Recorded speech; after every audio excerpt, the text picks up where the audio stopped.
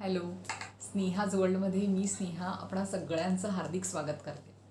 तर आजचा आपला विषय हा सगळ्यांचा आवडता आणि जिव्हाळ्याचा विषय आहे, कारण सॅलरी हा सगळ्यांचाच वीक पॉईंट आहे. तर जास्त वेळ न घालवता आपण लगेचच टॉपिकला स्टार्ट करूया. पण व्हिडिओ सुरुवात करण्यापूर्वी माझी तुम्हा सगळ्यांना एक नम्र विनंती आहे. व्हिडिओ प्लीज शेवटपर्यंत बघा आणि तुम्हाला हा व्हिडिओ आवडला तर नक्कीच लाईक, शेअर आणि सबस्क्राईब करायला विसरू नका. तर बरेच जणांचा असा प्रश्न असतो की अरे माझी सॅलरीच इतकी कमी आहे, तर माझ्याकडे काही पैसेच उरत नाहीत. किंवा असेही काही लोक असतात की ज्यांच्याकडे ते जे म्हणतात की माझी सॅलरी तर भरपूर आहे, पण मला प्रॉपर सेव्हिंग आणि इन्व्हेस्टमेंट करताच येत नाही आहे किंवा माझ्या हातात पैसेच उरत नाही आहेत. तर अशा सगळ्यांसाठी आजचा आपण टॉपिक इथे हा डिस्कस करणार आहोत. तर सगळ्यात पहिला आपला कन्फ्युजिंग प्रश्न असतो की सॅलरी झाली आहे तर मी आधी सेव्हिंग करू की आधी माझे खर्च करू. तर खर्च म्हणजे आपल्याला बघायचं आहे ते ओव्हरऑल आपला मंथली जो एक्सपेन्स असतो तो. तर माझी त्याच्यासाठी सगळ्यांना एक रिक्वेस्ट आहे की तुम्ही तुमची जेवढी काही सॅलरी असेल त्याच्यातले थोडासा पोर्शन का होईना हा आधी बाजूला काढा आणि मग तुमचे उरलेले जे काही खर्च आहेत ते करा. म्हणजे कसं असतं की आता समजा आपण एक उदाहरण घेऊया की 10,000 म्हणजे मी 10,000 एक कॉन्स्टंट सॅलरी घेऊया, कारण ओव्हरऑल सगळ्यांसाठी हे बेटर पडेल. म्हणजे मी एक मिडल क्लास माणसाच्या दृष्टीने एक 10,000 सॅलरी सगळ्यांच्या बजेटनुसार बरी पडेल म्हणून सांगते. तर 10,000 कोणाचा पगार असेल तर आयडियली म्हणजे आयडियल रेशोप्रमाणे आपण 20% आपल्या सॅलरीतले दर महिन्याला आपण साठवले तर आपली प्रॉपर सेव्हिंग आणि इन्व्हेस्टमेंट होऊ शकतात. पण आता 10,000 मला म्हणेल की अरे माझ्या हातातच पैसे काही उरत नाही आहे, 10,000 मी घर चालवू की कसं काय.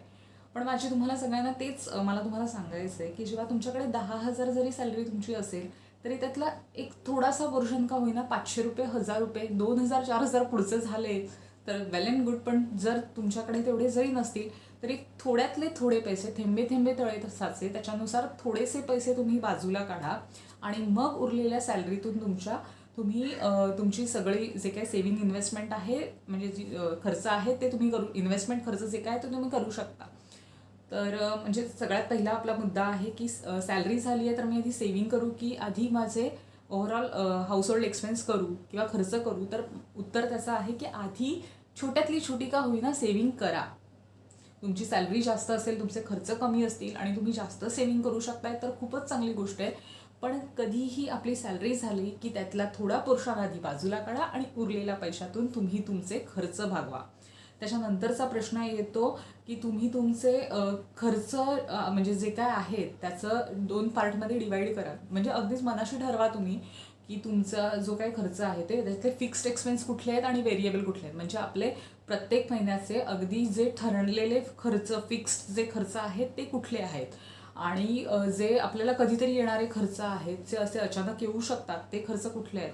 तर त्याचं उदाहरण मी तुम्हाला देते की आपले फिक्स्ड एक्सपेन्स म्हणजे आपले जसं काय इलेक्ट्रिसिटी, रेंट, EMI, त्याच्यानंतर तुमचं गॅसचं, केबलचं जे काय बिल असेल ते. तर ते तुमचे जे खर्च आहे ते फिक्स तुम्हाला हे दर महिन्याला भरायचेच आहेत. तर त्याची आधी लिस्ट बनवायची की ह्याचे हे खर्च मला एवढे फिक्स्ड आहेत, याचा मला एवढे खर्च करावेच लागणार आहेत.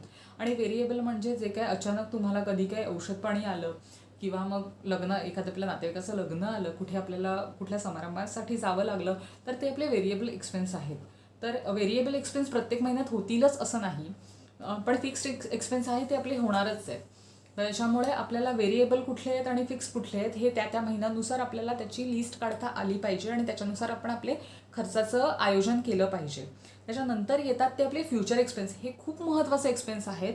म्हणजे आता माझं बाळ लहान आहे पण मला 5 वर्षांनी त्याचं स्कूलिंग आहे, त्याचं जे काय आहे ॲडमिशन प्रोसेस आहे, डोनेशन्स आहेत, ह्या सगळ्या गोष्टी करायच्या आहेत. किंवा मी आत्ता शिकते, मला 2 वर्षांनी मेडिकलला जायचं आहे, मला मास्टर्स करायचे आहेत.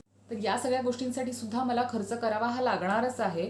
तर त्याच्यासाठी म्हणजे मी असा विचार करेन मला 5 वर्षांनी 1,00,000 रुपये भरायचे, पण माझ्याकडे आत्ताही 1,00,000 रुपये ही माझ्यासाठी खूप मोठी रक्कम आहे. मला आता साधे 1,000 रुपये ही महिन्याला बाजूला काढता येत नाही आहेत. तर मग मी अशा वेळी काय करू? तर मी अशा वेळेला काय करणार, मी काय विचार करणार की 12×5=60 म्हणजे माझ्या हातात 60 महिने आहेत आणि 60 महिन्यामधून मला त्याच्यात थोडे थोडे जर मी आत्तापासून बाजूला काढले की प्रत्येक वेळेला असं शक्य नाही आहे की मला सगळीच्या सगळी अमाऊंट साठवता येईल. मला थोडंसं लोन करावंच लागेल, मला थोडंसं कर्ज काढावंच लागेल. पण जर आपल्याकडे समजा तुम्हाला 1,00,000मधले जर तुमचे 30,000 जरी साठले तर तुम्हाला 70,000 खर्च, म्हणजे तुमचा जो कर्जाचा डोंगर आहे तो तरी ॲटलिस्ट कमी होईल. म्हणजे आपण असं विचार, something is better than nothing, म्हणजे मी काहीच करणार नाही, मी काहीच साठवणार नाही, याच्यापेक्षा मी थोडेसे जरी बाजूला काढले तरी मला त्याचा फ्युचर एक्सपेन्सचा मी विचार तरी करू शकते की मी एवढ्या गोष्टी करू शकेन. तर हा आपला तिसरा मुद्दा झाला. आता चौथा मुद्दा येतो की तुम्ही तुमचे गोल सेट करा किंवा तुम्ही तुमची ध्येय ठरवा. म्हणजे अगदीच त्याच्यासाठी माझं स्वप्न आहे, मला घर घ्यायचं आहे. तर एक माणूस म्हणेल, एखादी व्यक्ती इथे जर व्हिडिओ बघत असेल तर ती म्हणतील की अरे मी तर अजून भाड्याच्या घरात राहतो, इथे मला माझं भाडं भरतानाच प्रॉब्लेम होत आहेत, तर मी माझं घर काय घेऊ. ते स्वप्न बघायला काय हरकत आहे. कदाचित तुम्हाला आयडियाही नसेल.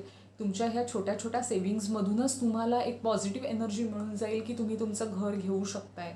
किंवा घरच कशाला घ्यायला पाहिजे, आपल्या घरातल्या छोट्या मोठ्या गोष्टी पण असतात. जसं काय की मला वॉशिंग मशीन घ्यायची, मला फ्रीज घ्यायचं आहे, मला AC घ्यायची आहे. म्हणजे ह्यासुद्धा गोष्टी आहेत ज्या तुम्हाला घ्यायच्याच आहेत की तुमचे फ्युचर म्हणजे जे काही गोल्स आहेत.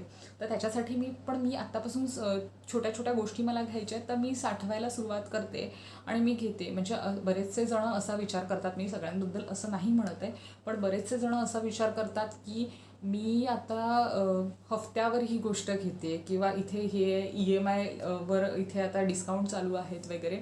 पण त्याच्यामध्ये तुम्ही तुमचे 10-15% एक्स्ट्रा टाकणार आणि तुम्ही ते पैसे भरतच आहात. मग का नको मी ती सुरुवात आत्तापासूनच करू. आणि तर हा आपला झाला चौथा मुद्दा. पाचवा मुद्दा आपला बनतो की तुमच्यात इन्व्हेस्टमेंट प्लॅन सेट करणं. म्हणजे तुमचे 1,000 रुपये जरी आहे, तुम्ही म्हणाल अरे काय 1,000 रुपयामध्ये मी काय इन्व्हेस्टमेंट करू, किंवा तुमचे 10,000 मंथली साठतात, तर तुम्ही म्हणाल मी 10,000 रुपये कशात गुंतवू. तर कधीही कुठलीही इन्व्हेस्टमेंट सोर्स हा एकच नसला पाहिजे, ते वेगवेगळे सोर्स असले पाहिजेत. म्हणजे ते 1,000 रुपये आहेत तर तुम्ही 100 रुपये प्रत्येक वेगवेगळ्या सोर्समध्ये गुंतवा किंवा 200 रुपये वेगवेगळ्या सोर्समध्ये गुंतवा. पण तुम्ही तुमची इन्व्हेस्टमेंट ही कधीच एकाच सोर्समध्ये टाकू नका. त्याच्यासाठी आपण डिटेल व्हिडिओ हा बनवूच की इन्व्हेस्टमेंट, स्मार्ट सेव्हिंग्ज आणि स्मार्ट इन्व्हेस्टमेंट कशी करता येईल. पण त्याच्यासाठी मी सांगते की तुमचे इन्व्हेस्टमेंटची लिस्ट असणं किंवा तुमचे कुठले इन्व्हेस्टमेंट आहे ही लिस्ट बनवणं हे सुद्धा तितकंच इम्पॉर्टंट आहे. त्याच्यामुळे तुम्ही असं डोक्यातून काढून टाका की माझे दर महिन्याला एवढेच मी बाजूला काढते, तर मी ह्याच्यामध्ये काय, मी हे डायरेक्ट 1,000 रुपये कशात तरी FDमध्ये किंवा RDमध्ये किंवा कशामध्ये तरी टाकून देतो. तर असा विचार चुकूनही करू नका, ही खूप रॉंग वे आहे. तर तुम्ही तुमची इन्व्हेस्टमेंट करणार असाल तर ती पर्टिक्युलर एकाच सोर्समध्ये न टाकता ती वेगवेगळ्या सोर्समध्ये करा. तर त्यामुळे तुमची इन्व्हेस्टमेंटची लिस्टसुद्धा तुमच्या सेव्हिंग्सचा हा खूप मोठा पार्ट बनू शकतो. त्याच्यानंतर सगळ्यात शेवटचा मुद्दा महत्त्वाचा आहे की तुम्ही जे काही तुमचे खर्च आहेत आणि जे काही त्याच्यासमोर तुमच्या सेव्हिंग्ज आहेत त्याची तुम्ही लिस्ट बनवा. म्हणजे आता तुम्ही म्हणाल की असं काही एवढा वेळ कुणाकडे असतो, पण हे अगदी हार्डली 5 ते 10 मिनिटाचं काम आहे. जेव्हा आपली सॅलरी होते तेव्हा आपण नोट डाऊन केलं पाहिजे की हे माझे खर्च आहेत, आणि नंतर तुम्ही ते यूज टू होता त्या गोष्टींना की म्हणजे ते अगदी आपल्या डोक्यात पण राहतात की मला हे. कारण आपण सरसकट जसे खर्च करत गेलो किंवा मी जसे येतील तसे साठवू, तर त्या गोष्टीला काहीही अर्थ राहत नाही, त्या खर्चांवर ट्रॅक राहत नाही. त्याच्यामुळे आपल्याला महिन्याच्या शेवटी आपले किती पैसे उरलेत, किती पैसे संपलेत याचा काहीही ताळमेळ राहत नाही. आणि त्याच्यामुळे आपण ॲज इट इज आहे तसेच आपले चाललोय ढकललोय असं लाईफ जगतो. आणि तसं न करता आपण ह्या सगळ्या गोष्टींचा विचार केला तर अर्थातच आपल्याला खूप चांगले त्याचे तुमचे आउटपुट तुम्हाला मिळू शकतील. तुम्ही ह्यानुसार जर तुमचे प्रॉपर सगळ्या प्लॅनिंगने खर्च आणि सेव्हिंग्स या बचत या दोन्ही गोष्टींचं नियंत्रण केलं तर मला तरी असं वाटतंय, म्हणजे ह्या सगळ्या गोष्टींनी माझे बरेचसे गोल्स मी अचीव करू शकले. तर मला असं वाटतं की ती माझीच गोष्ट मी तुमच्यापर्यंत अशा पद्धतीने डिस्कस केली तर तुम्हाला सुद्धा या गोष्टीचा नक्कीच फायदा होईल. तर आजच्या पुरतं एवढंच. तुम्हाला हा व्हिडिओ कसा वाटला हे मला कमेंटद्वारे नक्की सांगा, आणि त्याचप्रमाणे तुमचे पण काही सजेशन्स असतील याच्यावर ते सुद्धा मला कमेंट सेक्शनमध्ये नक्की सांगा. आणि जर पुन्हा एकदा तुम्हाला सांगते, तुम्हाला जर हा व्हिडिओ आवडला असेल तर तुम्ही लाईक, शेअर आणि सबस्क्राईब करा.